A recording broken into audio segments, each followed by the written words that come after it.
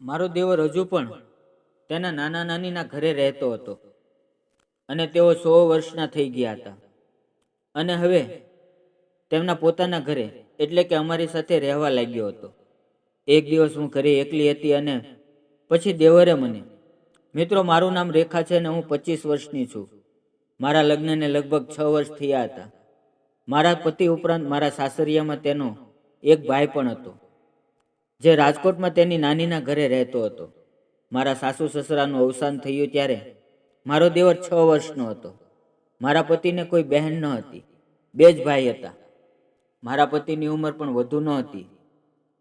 તેની ઉંમર 27 વર્ષની હતી અને હવે મારો દેવર 16 વર્ષનો થઈ ગયો હતો.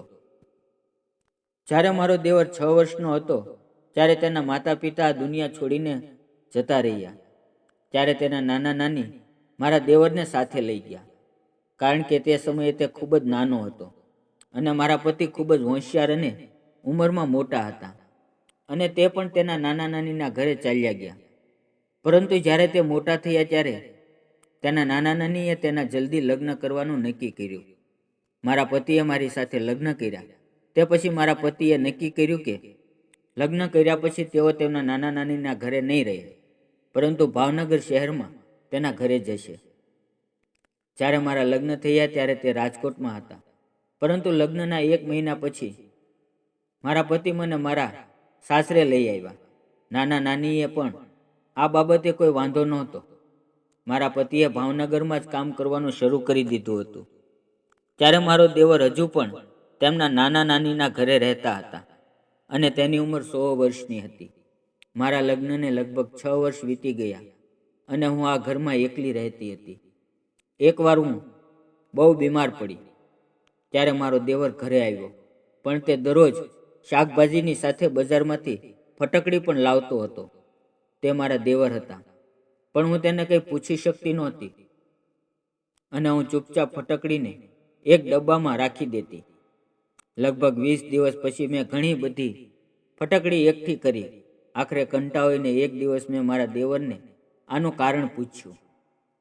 જ્યારે મેં મારા દેવરને આપેલું કારણ સાંભળ્યું તો હું ચોંકી ગઈ, કારણ કે જ્યારે તેણે મને ફટકડી લાવવાનું કારણ જણાવ્યું તો મારો દેવર 100 વર્ષનો હતો.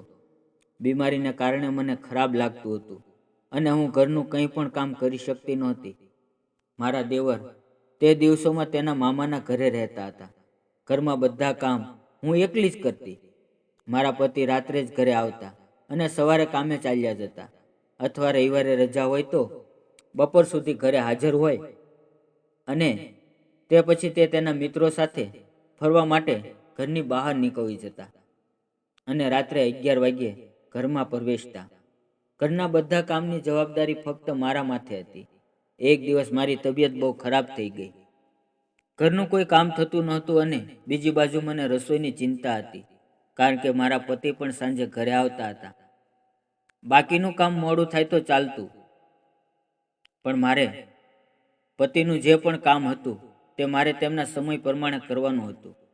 અને આ બધી તકલીફ રસોઈમાં જ નહોતી. રસોઈ બનાવવું એ એક કાર્ય હતું જેમાં મને ઘણો સમય લાગતો હતો. કોઈ પણ પરિસ્થિતિમાં મને ગમે તેટલી મુશ્કેલીનો સામનો કરવો પડે, પણ મારા પતિને ખૂબ જ ખરાબ આદત હતી. તે ક્યારેય મારી સમસ્યાને સમજી શક્યા નથી. તે હંમેશા પોતાની અને પોતાના સમયની ચિંતા હતી. હું મારા પતિ સાથે ઘરે રહેતી હતી. મારા લગ્નને 6 વર્ષ વીતી ગયા હતા, પરંતુ મારે હજી સુધી કોઈ સંતાન નહોતું. હું બાળક માટે તડપતી હતી અને મારી સારવાર પણ ચાલી રહી હતી. ડૉક્ટર મારા પતિને પણ રિપોર્ટ કરાવવા કહ્યું હતું, પરંતુ મારા પતિનો જ્યારે રિપોર્ટ આવ્યો ત્યારે તેનો રિપોર્ટ બરાબર નહોતો, જેના કારણે તે ચૂપ રહેવા લાગ્યા. નહીંતર ક્યારના મારા પતિએ મને છોડીને બીજા કોઈ સાથે લગ્ન કરી લીધા હોત. મારા પતિના સંબંધીઓ પણ એ હકીકત સ્વીકારવા તૈયાર નહોતા કે ખામી મારામાં નહીં પણ તેના નાતીમાં હતી. જો મારી અંદર કોઈ સમસ્યા હતી તો તે મારા પતિની જેમ ગંભીર ન હતી. મને થોડીક તકલીફ હતી, પરંતુ આ બધું જાણવા છતાં મારા પતિએ સારવાર લીધી નહોતી. કદાચ સારવાર બાદ તે સ્વસ્થ થઈ શક્યા હોત, પરંતુ મારા પતિ એક જ વાત કરતા હતા કે આ ખોટું છે. ડૉક્ટરો પૈસા કમાવા માટે તેમના દર્દીઓ વધારવા માંગે છે, મારા પતિ પાસેથી આવી વાતો સાંભળીને હું ચૂપ થઈ જતી અને આ રીતે મોઢું બંધ રાખીને જીવન જીવતી હતી. મને ખબર નથી કે મારા પતિના મનમાં શું ચાલી રહ્યું હતું, તેને શું જોઈતું હતું. આજ સુધી મને મારા પતિ વિશે કંઈ સમજાયું નહોતું, પણ આટલું હું સમજી ગઈ હતી કે મારા પતિ બાળકના કારણે ચિંતિત હતા, જે તેને ક્યારેય વ્યક્ત કર્યું નહોતું. તે કદાચ અંદરથી પોતાને દોષ અનુભવતા હતા. પરંતુ થોડા સમયથી મારી તબિયત બગડવા લાગી. મારા પેટમાં એક વિચિત્ર દુખાવો થતો હતો. કંઈક દિવસો સુધી આ દુખાવો ખૂબ જ હળવો હતો, પણ હવે ધીમે ધીમે વધતો જતો હતો. તે એટલો વધી ગયો કે મારા માટે ઘરનું કામ કરવું પણ મુશ્કેલ થઈ ગયું. મેં મારા પતિને આ વિશે ઘણીવાર કહ્યું, પણ તેણે મારા સ્વાસ્થ્ય પર ક્યારેય ધ્યાન આપ્યું નહીં. તેથી હું પણ મૌન રહેવા લાગી અને આ પીડા સહન કરવાનું ચાલુ રાખ્યું.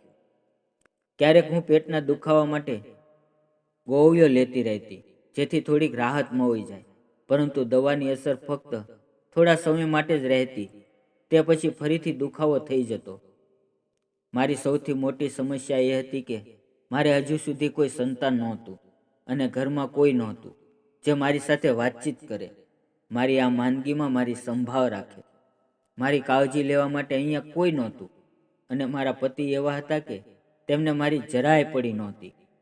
મારા પતિની તબિયત ખરાબ હોય તો હું તેની સંભાળ રાખતી, પરંતુ જો મને ક્યારેય હળવો તાવ પણ આવે તો એક ગ્લાસ પાણી આપવા માટે પણ કોઈ નહોતું. એક દિવસ અચાનક મારા પતિના ભાઈ અને નાની અમારા ઘરે આવ્યા. તે એક સંબંધીના ઘરે લગ્ન માટે આવ્યા હતા અને તે પછી તે અમને મળવા અમારા ઘરે આવ્યા હતા. મને જોઈને તે પણ પરેશાન થઈ ગયા. રાતનો સમય હતો અને મારી પીડા ખૂબ વધી રહી હતી. મારા પતિ તેમના મિત્રો સાથે બહાર ગયા હતા. અમારી ડોરબેલ વાગી અને તે વાગતી રહી. હું અવાજ સાંભળી શકતી હતી, પણ મારામાં હિંમત ન હતી કે ઊભી થઈને બહાર જઈને દરવાજો ખોલું. મારા ઘરે મારા પતિ સિવાય કોઈ આવતું કે જતું નહોતું, તેથી મને લાગ્યું કે મારા પતિ આવ્યા હશે. પરંતુ જ્યારે મેં દરવાજો ખોલ્યો ત્યારે મેં મારા પતિની નાની અને દેવરને જોયા. હું ખૂબ ખુશ હતી અને આશ્ચર્ય પણ હતી. નાની અંદર આવ્યા અને કહેવા લાગ્યા, વહુ, આટલો સમય કેમ લાગ્યો દરવાજો ખોલવામાં? મેં પહેલાં તેમને બેસવા કહ્યું અને મેં તેના માટે ફ્રીજમાંથી ઠંડુ પાણી લાવીને તેમને પીવડાવ્યું. તે પછી મેં નાનીને મારી આખી કહાની અને મને કઈ સમસ્યાનો સામનો કરવો પડી રહ્યો છે તે જણાવ્યું. જ્યારે તેણે મારી સામે ધ્યાનથી જોયું, મારો ચહેરો પીડાથી નિસ્તેજ થઈ ગયો હતો અને મારા ચહેરા પરથી તે સ્પષ્ટ હતું કે હું ખૂબ જ કમજોર પડી ગઈ છું. નાનીજીએ કહ્યું, વહુ, હું ઉતાવળમાં છું કારણ કે તમારા નાનાની તબિયત પણ સારી નથી. હું તારી સંભાળ રાખવા તારી સાથે અહીંયા રહે અને તેને ડૉક્ટર પાસે પણ લઈ જત, પણ હું ખૂબ લાચાર છું, અહીં રહી શકતી નથી. અને પછી તેણે એક વિચાર આવ્યો. તેની સાથે મારો 100 વર્ષનો દેવર પણ આવ્યો હતો. નાનીજીએ કહ્યું કે હું ધીરજને તારી પાસે છોડીને જાઉં છું. તું તેની સાથે ડૉક્ટર પાસે જજે અને તેને તારી સંભાળ પણ લેશે અને તારું બધું કામ કરશે. ધીરજની આ દિવસોમાં શાળાઓમાં રજા ચાલુ છે અને કોઈ પણ રીતે આ સમયે તને ખરેખર કોઈના સાથની જરૂર છે. ધીરજ પાસે કપડાં છે, બાકીના કપડાં હું મોકલી આપીશ. ધીરજ ખૂબ જ ઉપયોગી બાળક છે. કોઈ પણ રીતે તે તારો દેવર છે. જો તે તારી સંભાળ નહીં રાખે તો બીજું કોણ કરશે? નાનીજીને મારી બહુ ચિંતા હતી. આથી તે મારા દેવરને અમારા ઘરે મૂકી ગયા અને ત્યારબાદ તે તેના ઘરે ગયા. પહેલાં જ્યારે મેં મારા દેવરને જોયા હતા ત્યારે તે એક નબળો અને કમજોર છોકરો હતો, પણ હવે તે એકદમ મોટો અને સ્વસ્થ દેખાઈ રહ્યો હતો. મારા પતિ પણ તેની ઉંમર કરતાં મોટા દેખાતા હતા. એ જ રીતે મારો દેવર પણ માત્ર 100 વર્ષનો હતો, પરંતુ તે 22 વર્ષના છોકરા જેવો દેખાતો હતો. પણ ધીરજ ખૂબ જ શાંત વર્તનવાળો છોકરો હતો અને તેનો સ્વભાવ પણ સારો હતો. પરંતુ તે હજી સુધી મને બહુ મળ્યો નહોતો કારણ કે તે અમારા ઘરે રહેતો જ નહોતો. નાનીનું ઘર પણ અમારા ઘરથી ઘણું દૂર હતું અને તેના અભ્યાસને કારણે તે અહીં આવ્યા હતા અને અમે અહીં પોતાની સમસ્યાઓમાં વ્યસ્ત હતા. મને ક્યાંય જવાનો સમય ન મળ્યો. અત્યારે નાનીજી મારી સાથે 2-3 કલાક લઈને ચાલ્યા ગયા અને ધીરજ નાનીજીના કહેવા પર બીજા દિવસે મને ડૉક્ટર પાસે પણ લઈ ગયો. મારા પતિ પણ ધીરજના ઘરે આવવાથી ખૂબ ખુશ હતા. બીજે દિવસે હું જાતે ડૉક્ટરની ઓફિસ જઈ શકતી હોત, પણ મને એકલા જવામાં બહુ ડર લાગતો હતો, કારણ કે હોસ્પિટલ પણ અમારા ઘરથી ઘણું દૂર હતું. તેથી ત્યાં પહોંચવામાં ઘણો સમય લાગ્યો. ધીરજ મને તેના ભાઈની બાઇક પર ડૉક્ટર પાસે લઈ ગયો.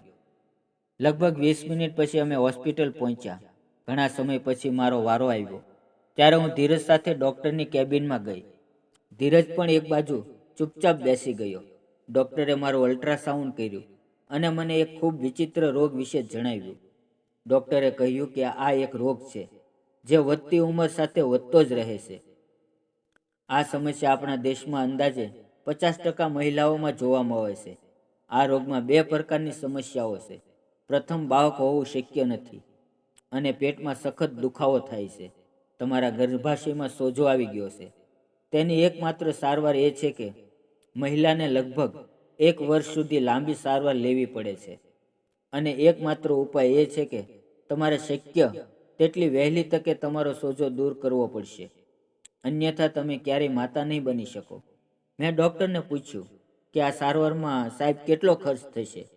તો ડૉક્ટરે કહ્યું કે તમારી સારવારનો ખર્ચ 1 મહિનામાં 5,000 જેટલો થશે, કારણ કે અમે તમારા ગર્ભાશયમાંથી સોજો કાઢવા માટે નવી દવાઓનો ઉપયોગ કરશું, જેના કારણે તમને પણ રાહત મળશે, જેથી આવનાર સમયમાં તમે ગર્ભ ધારણ કરી શકો અને સંતાન પ્રાપ્ત કરી શકો અને તમે પણ આ સમસ્યામાંથી મુક્ત થઈ શકો. સારવાર ધીમે ધીમે શરૂ થશે તો તમે તમારા શરીર પર તેની અસર અનુભવવા લાગશો અને તમારો દુખાવો પણ ઓછો થવા લાગશે અને એક દિવસ દર્દ સંપૂર્ણપણે દૂર થઈ જશે. પણ પૈસા વિશે સાંભળીને હું ચૂપ થઈ ગઈ, કારણ કે 5,000 મારી માટે મોટી રકમ હતી. મારી પાસે માત્ર 2-3 હજાર રૂપિયા બચ્યા હતા. થોડા દિવસની દવા લીધા પછી અમે ત્યાંથી ઊભા થયા અને ત્યાંથી નીકળી ગયા. આખા રસ્તે મને ચિંતા હતી કે સારવાર માટે પૈસાની વ્યવસ્થા કેવી રીતે થશે.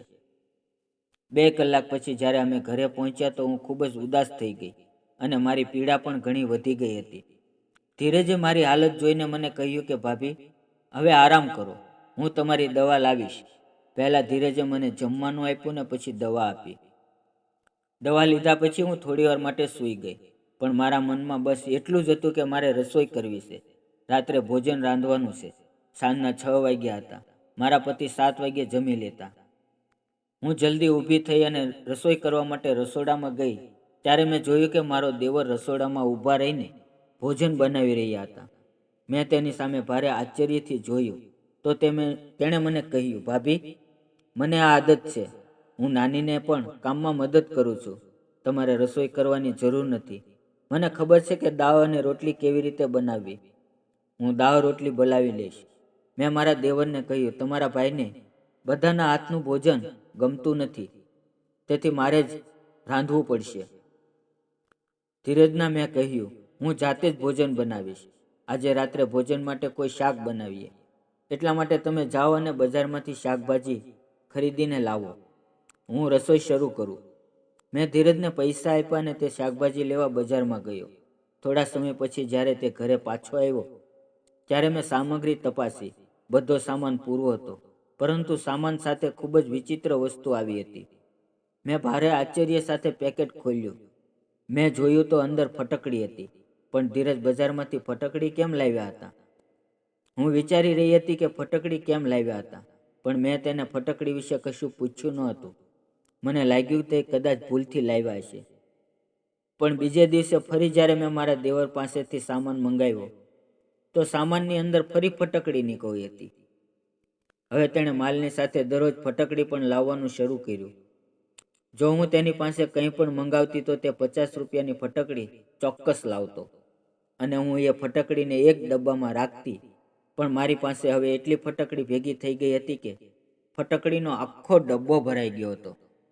મારા દેવર ધીરજ ખૂબ જ નિર્દોષ અને સીધો છોકરો હતો. મારામાં તેને ફટકડી વિશે પૂછવાની હિંમત નહોતી અને કે તે સામાન સાથે ફટકડી કેમ લાવે છે.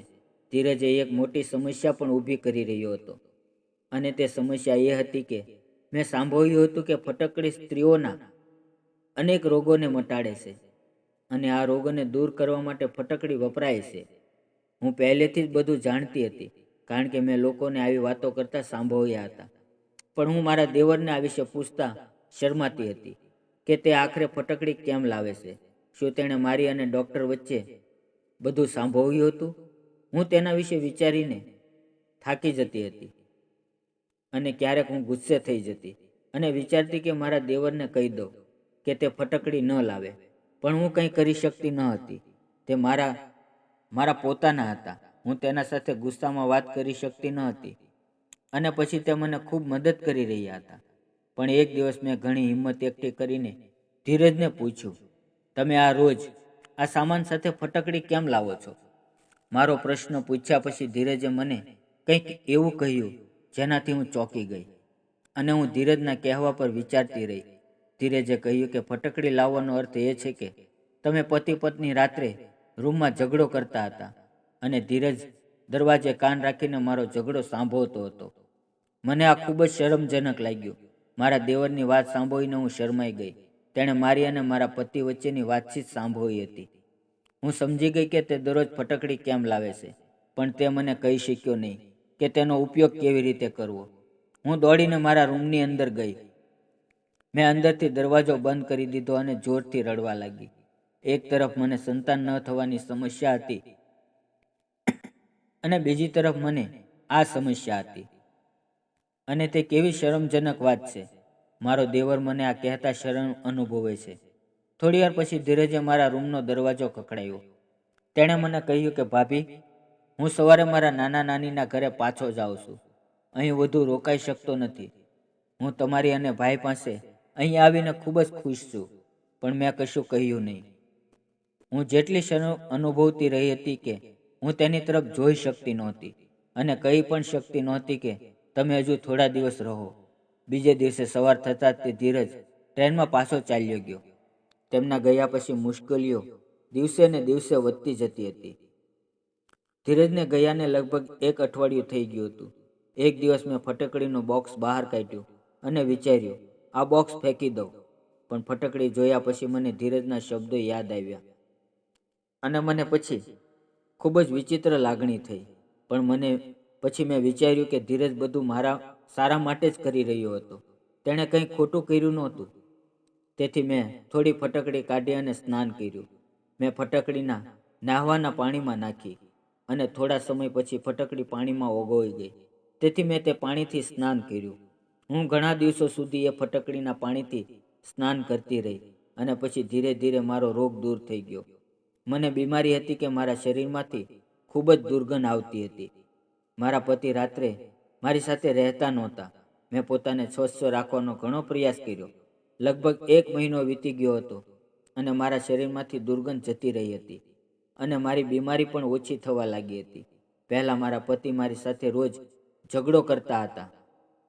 આ બાબતે મારા પતિ કહેતા હતા કે મને તારા શરીરમાંથી ખૂબ જ દુર્ગંધ આવે છે. એક રાત્રે મારા પતિ મારી સાથે આ જ બાબતે ઝઘડો કરી રહ્યા હતા અને ધીરજે મારી વાત સાંભળી હતી. સાંભળ્યા પછી જ હું તમારા માટે રોજ બજારમાંથી ફટકડી લાવતો, જેથી હું તે પાણીમાં સ્નાન કરી શકું અને મારી બીમારીમાંથી મુક્તિ મેળવી શકું. મારા શરીરમાંથી આવતી દુર્ગંધને કારણે મારા પતિ દરરોજ મારી સાથે લડતા હતા. હવે તેની આ ફરિયાદ પણ પૂરી થઈ ગઈ હતી. મને નવાઈ લાગી કે મારા દેવરે મારી સમસ્યા કેવી રીતે સમજી. પણ ધીરજના ગયા પછી મને લાગ્યું કે મારા પતિની સાથે તેનો પણ આ ઘર પર એટલો જ હક છે જેટલો મારા પતિનો હતો. તેથી મેં ધીરજને અમારા ઘરે કાયમ માટે રહેવાનું આમંત્રણ આપ્યું અને મારા જીવનમાંથી એકલતા પણ દૂર થઈ ગઈ. નાના નાનીએ પણ ધીરજને અમારા ઘરે મોકલી દીધો. ધીરે ધીરે મારી બીમારી પણ દૂર થઈ ગઈ. મેં મારી સોનાની બુટ્ટી વહેંચી અને મારી સારવાર પણ કરાવી. પણ મારી સારવાર એટલો લાંબો સમય ના ચાલી, કારણ કે ફટકડીના પાણીથી મારા પેટનો સોજો પણ ઓછો થઈ ગયો હતો. હવે મને એ પીડા પણ બંધ થઈ ગઈ હતી. અમારા ઘરે મારા દેવર રહેવા લાગ્યા. મારા પતિની સારવાર પણ ડૉક્ટર પાસેથી શરૂ થઈ ગઈ હતી. મારા પતિ મારી સાથે ખુશ રહેવા લાગ્યા. ડૉક્ટર મને દવા તરીકે કેટલીક ગોળીઓ આપી હતી જે મારે મારા પતિને પાણીમાં ભેળવીને આપવાની હતી. લગભગ 3 મહિનાની સારવાર બાદ મને ખબર પડી કે હું માં બનવાની છું. આ સમાચાર સાંભળીને મારી ખુશીની કોઈ સીમા ન હતી. હું માની શકતી ન હતી કે આટલી જલ્દી સારવાર પછી મને માતા બનવાનું સુખ મળશે. મારા પતિ પણ ખૂબ ખુશ હતા અને 9 મહિના પૂરા થયા પછી મેં એક સુંદર પુત્રને જન્મ આપ્યો. મારા પતિએ તેનું વર્તન બદલ્યું, મારી પાસે માફી માંગી. તેણે કહ્યું કે આજ પછી હું ક્યારેય તારાથી નારાજ નહીં થઈશ અને હંમેશા તારી સંભાળ રાખીશ. હવે હું મારા પતિ અને મારા પુત્ર સાથે એટલી ખુશ છું કે હું તમને કંઈ પણ કહી શકતી નથી. હવે મારો પુત્ર 4 વર્ષનો છે અને મેં મારા દેવર ધીરજના પણ લગ્ન કરાવ્યા છે. પહેલાં હું આટલા મોટા ઘરમાં એકલી રહેતી હતી. હવે મારું બાળક અને મારી દેવરાણી પણ મારી સાથે છે. તો જો તમને મારી સ્ટોરી ગમી તો વિડીયોને લાઇક અને ચેનલને સબસ્ક્રાઈબ કરવાનું ના ભૂલશો. ફરી મળશું એક નવી વાર્તાની અંદર. ત્યાં સુધી આવજો. વિડીયો પૂરો જોવા બદલ આપ સૌનો ખૂબ ખૂબ ધન્યવાદ. મિત્રો, સ્ટોરી બનાવવામાં ખૂબ જ મહેનત લાગે છે, તો પ્લીઝ લાઇક અને સબસ્ક્રાઈબ જરૂર કરજો. ધન્યવાદ મિત્રો.